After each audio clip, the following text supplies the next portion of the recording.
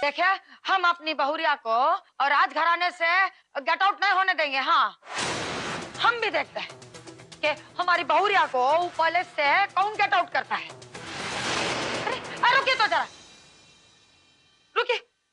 अरे बेटिया रोको जरा इन्हें। हाँ बहुरिया, समझाओ इनको कुछ तो। अरे ऐसे कैसे तुम ले जाने दे सकती हो इनको? सब कुछ दे दिया तुमने, बचा ही कहाँ है? नहीं मम्मी जी, हमें तो ये पहले से ही मालूम था। अगर हमारे मम्मी पापा ये निर्णय ना लेते तो हमें आश्चर्य होता। शादी के बाद एक लड़की का असली घर उसका ससुराल होता है, और अब जब हमने प्रिंस से शादी की है तो हम उसे निभाएंगे। अरे तो हम कौन सा कह रहे हैं कि प्रिंस को छोड़ दो, है कि नहीं? पर अपना हक को भी मत छोड़ो ना। गीतांजलि अपना फैसला नहीं बदली, और आप प्लीज गीतांजलि पे प्रेशर मत डालिए। अगर ये हमारे लिए घर बार छोड़ सकती है तो हम भी हर सिचुएशन में इनके साथ खड़े रहेंगे। हमारा इनके राशि संबंध से कोई लेना देना नहीं है। ये सब देख के ना हमारा दिमाग भी सटक गया है। हमें तो ऐसा लगता है कि हमें भी आप ही की तरह ठंडी ठंडी बर्फ रगड़नी पड़ेगी। अरे हम गीतांजलि देवी की पूजा माल पानी के चक्कर में ही कर रहे थे, लेकिन यहाँ तो माल पानी पानी हो गया है। अब काय को उसके नखरे उठाएंगे हम? वो तो कंगाल बैंक ऑफ उज्जैन हो गई है ससुर। हाँ मम्मा, जानती है जब मैंने उसे ब्राह्मणों के लिए खाना बनाने के लिए बोला तो मुझे क्या बोली? हम इतने सारे लोगों का खाना अकेले कैसे बनाएंगे? हमारे यहाँ तो नौकर मदद करते हैं खाना बनाने में। राहुल भैया, अब आप देखना, अब जब हम कोई राजकुमारी नहीं एक साधारण लड़की है तो सारी सच्चाई अपने आप सामने आ जाएगी। देखना इन लोगों का व्यवहार हमारे प्रति कैसे बदलता है। गीतांजलि, हमको तुमसे जरूरी इम्पोर्टेंट बात करना है।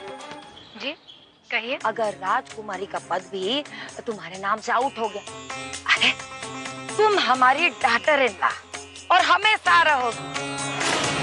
देखो बहुरिया, अब जब हमने तुमको डॉटर इन लॉ एक्सेप्ट कर लिया है अपनी फैमिली में, तो तुमको भी फर्ज तो निभाना पड़ेगा ना।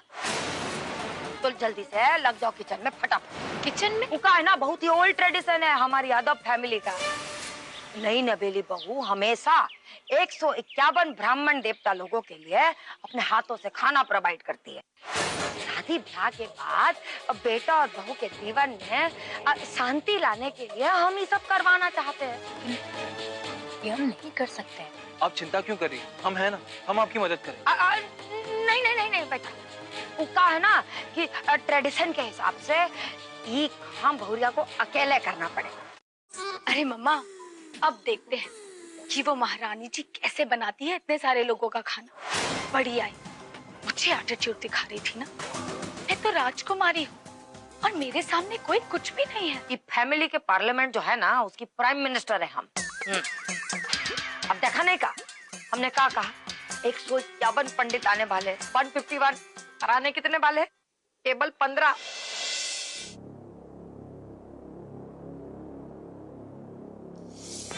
मम्मा, मुझे तो लगता है कि आज उस गीतांजलि देवी का ना बहुत बड़ा तमाशा बनने वाला है। हमने पत्तल शुद्ध कर दिए हैं, भोजन परोसी।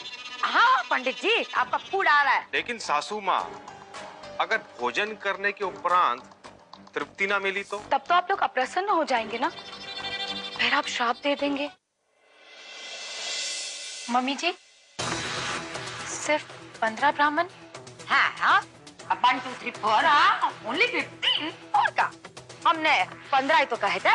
लेकिन ब्राह्मण लोगों को भूख लगी होगी, बहुत देर से इंतजार कर रहे हैं। पहले हमें खाना परोसने दीजिए।